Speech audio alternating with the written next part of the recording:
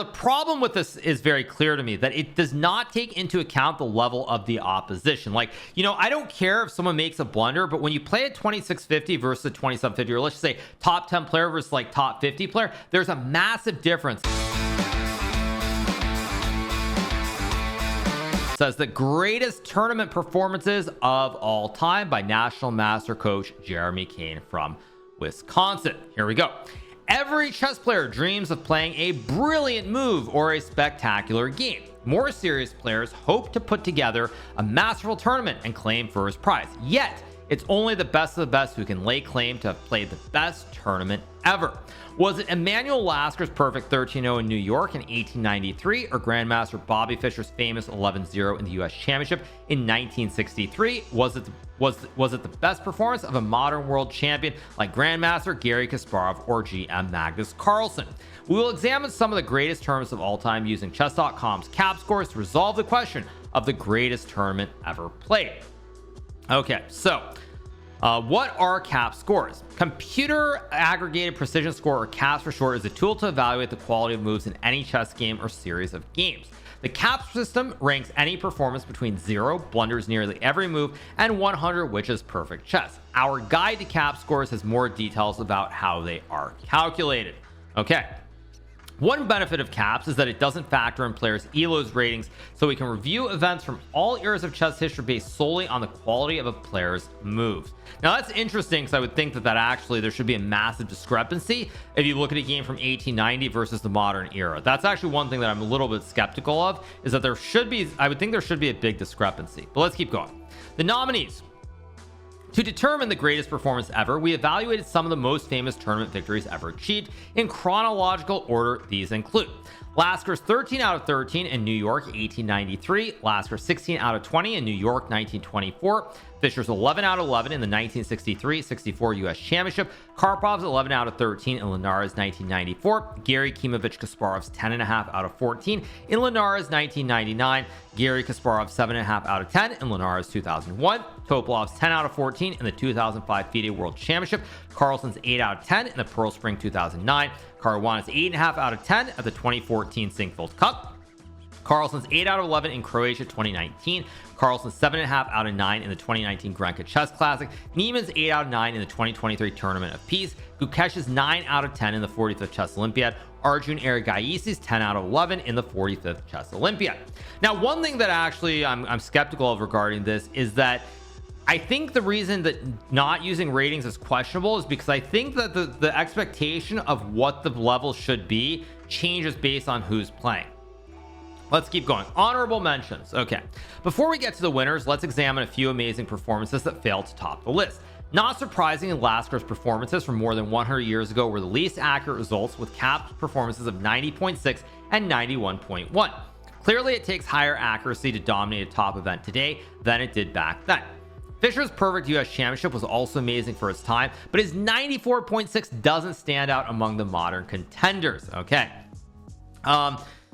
Amazingly, it's higher than the next most famous American winning streak. Somewhat surprisingly, GM Fabiano Hikaru won a Sinkfeld Cup in 2014, an event in which he won the first 7 consecutive games against Carlsen, Hikaru, Nakamura, and others, is one of the least accurate events in the field with a cap score of 94.5. Now, this already, you guys, to me, is a clear sign that I'm skeptical of caps, because when you look at Fabiano's result, the problem with using the cap score is that here's the thing.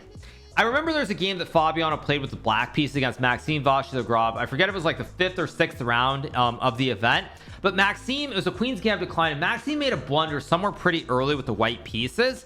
And to me, when you use only the cap score, it's really sort of, it doesn't take into account such things like this, where like, why did Maxime blunder? It's because Maxime was playing a red hot Fabiano on a perfect score. The psychology and all that plays a massive role in terms of the game. And I think that's one thing that I would say is, like, seeing Fabiano's event not listed here is simply wrong, in my opinion. I think Fabiano's performance, we'll see what the top ones are, but I think that Fabiano's performances, this is definitely in the top 5 for sure.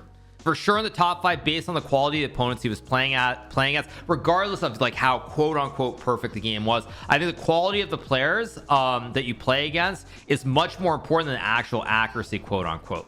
So let's keep going. Okay, The recent dominant Olympiad performances by Gukesh Domaraju and Arjun Erigaisi were also impressive but didn't quite make the top 5 with scores of 95.4 and 95.6 respectively. Okay, number 5, Veselin Topalov in the 2005 FIDE World Championship, 10 out of 14, cap score of 95.8. Going into the FIDE World Championship in 2005, most people were betting on some combination of GM's Vishy Anand, Veselin Topalov, and Peter Leko, but it was considered an open field where those three, or perhaps a dark horse, could take the title. After the first half of the event, everyone but Topalov was playing for second place. He scored 6.5 out of 7 to start the tournament and cruised to an easy first place.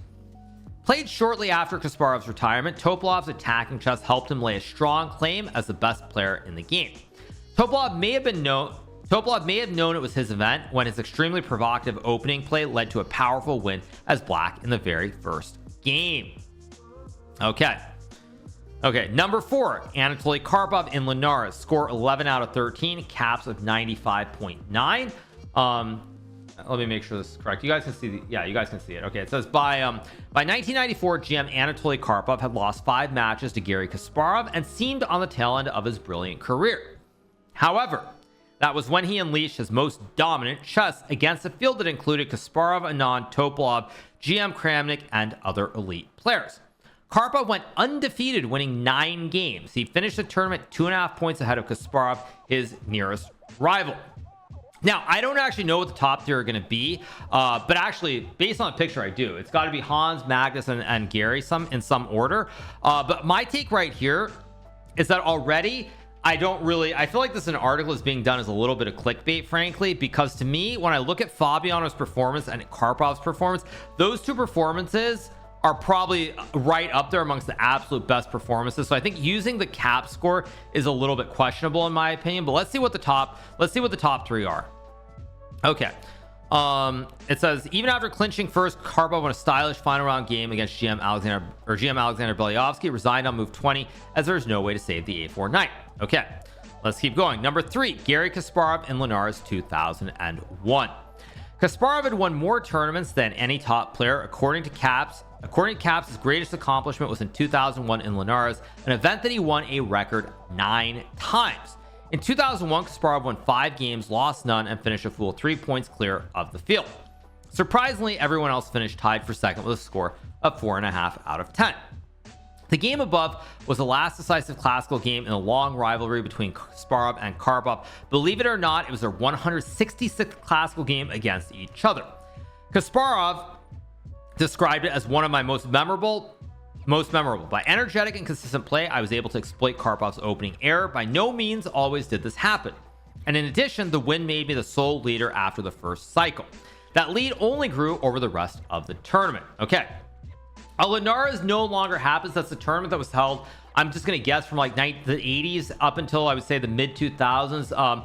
Like many other top chess tournaments, Linares had the same problem, which is because there was never a financial model or an ecosystem for the tournament to thrive. The tournament was reliant on one very wealthy individual. I believe his name was Luis Rentero, who sponsored the tournament. And once Rentero, I don't know if it was whether he passed on or he lost interest. I think he passed on, actually. The tournament stopped happening. They held a few more years with a watered down field, less prizes. But effectively, like many top tournaments, it came down to a wealthy benefactor. And as soon as something happened, it all kind of fell apart. And that, unfortunately, is very common in a lot of places, and that's one big worry that I have when I look at St. Louis specifically, because again, it's relying on one wealthy individual supporting chess, and when he goes, it's very unclear to me what the future holds for chess in the United States.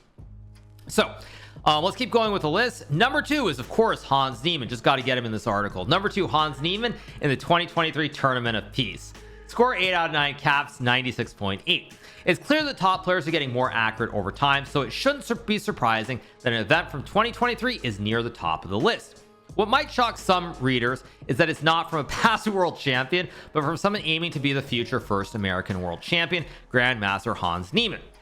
Niemann crushed the field in last year's Tournament of Peace, scoring 8 out of 9 and winning by 3 points over his nearest rivals. After the event, with dominance reminiscent of Fischer's famous 11-0 US Championship, Niemann leaned into the comparison. Yeah, more of this stuff. I don't even need to read this. Complete nonsense.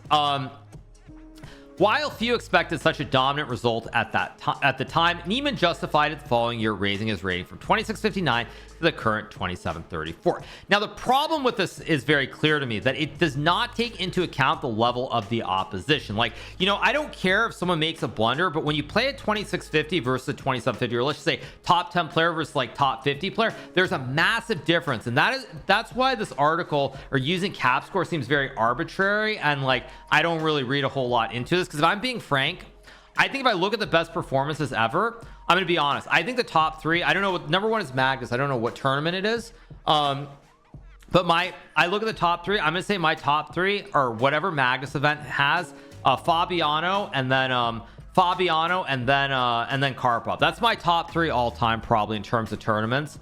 So, but let's see what number one is. Okay, number one, okay, there we go. Number one is Magnus Carlsen in the Croatian leg of the 2019 Grand Chess Tour, score 8 out of 11. This, by the way, was the beginning of the end of my career as a professional chess player. So those of you guys who were around in 2019, during this tournament, I had a very bad event. I think I went -4. I lost 4 games with no wins, or was it 3 or 4? I think I lost 4 games in the event. I had no wins, and during this event, I actually started. I was starting to stream during this during this event. I remember on the rest days I streamed.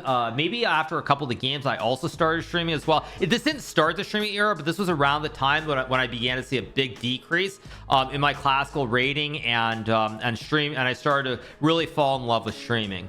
Because I remember I won the US championship in May, and then I don't think I played anything until I played the Grand Chess Tour, and like I started streaming during this event quite a bit, and this was the beginning of the end of my career as a professional chess player. It really was, because after that I never really recovered. I think I lost 20 points in that event, and my rating kept going down from there on. So maybe the best move ever, yeah, of course. Magnus scored 8 out of 11, and it says, did you really expect anyone else to top this list? Carlsen is the highest elo of all time for a reason. He's clearly the most accurate chess player ever. Okay. In this tournament, Magnus defeated GM's Ding Liren, Nakamura, Jan Nepomniachtchi, Anish Giri, and Maxime Vachier-Lagrave, while not losing a single game. Carlsen even scored his first ever classical win against Nepomniachtchi in this event after losing their first 4 decisive games. Okay. Are there any dominant tournament performances that we missed? Let us know in the comments. Now, what I would say about this article, obviously they're using like a cap score, which is very subjective. They're not looking at the opposition of the players. I think for me, if I just looking at this list of tournaments, assuming there are no others that are missed, I would put Magnus number 1, I would put Fabiano number 2, and I would put Karpov number 3. That would actually be my top 3. For anyone who's wondering, my top 3, I think Magnus, I'll keep at the top, but I would put Fabiano at number 2 and Karpov at number 3. Fabiano maybe could be number 1. I mean, honestly, like, actually, you know, the more I think about it, I actually, you know what, I think, bias aside, obviously you want to put Magnus because he's the best player in history, but actually, bias aside, I think you guys might be right. I think actually Fabiano, I would put Fabiano number 1. His score against all top 10 players, winning all those games in a row, I think I would put him number 1. I'd put Magnus number 2, and then Karpov number 3. That's probably what I would do. Those would be my top 3 in that specific order, is what I would say. So anyway, interesting article. Cap score, of course, very subjective as always, but you know, pretty fun article.